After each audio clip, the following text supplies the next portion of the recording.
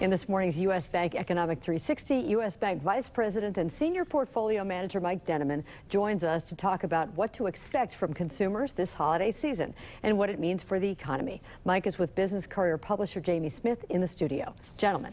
Thanks, Peg. Mike, thanks for being here. Good morning. Holiday shopping already. Say right. It isn't so. Right. I mean, it was 80 degrees last week, wasn't it? But yeah, I mean, we're already seeing, displays in the stores and commercials on TV. So the message is pretty clear. It's time for holiday shopping. So there's a term that we hear more and more for this called Christmas creep. This idea that all things holiday are coming earlier and earlier each year. From an economic standpoint, one clear example of that is online shopping. It used to be that everyone waited for Black Friday and went to a brick and mortar store. Now, you can do online shopping whenever. And so, it's just a further example of how important this is to our economy as a whole. We're a very consumer-based economy. Retail is a big part of that. Holiday shopping is a big part of retail. So from their perspective anyway, the sooner you're spending the money, the better. Do they expect it to be a good year for consumer spending?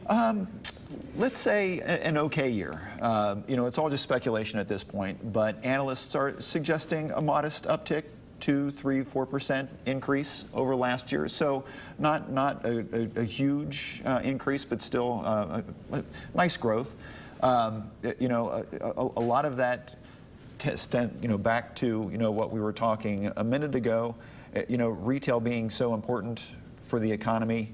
It's been kind of a mixed bag for retail this year. Some bright spots, some not so much, and so there's no real clear trend right now. Others are pointing to the fact that the election is kind of throwing a damper on things. So, this idea of only a slight increase is kind of in keeping with how most people are feeling about the economy right now, which is okay, but not great. Yeah, so it kind of sticks with that entire message for the way the economic outlook is.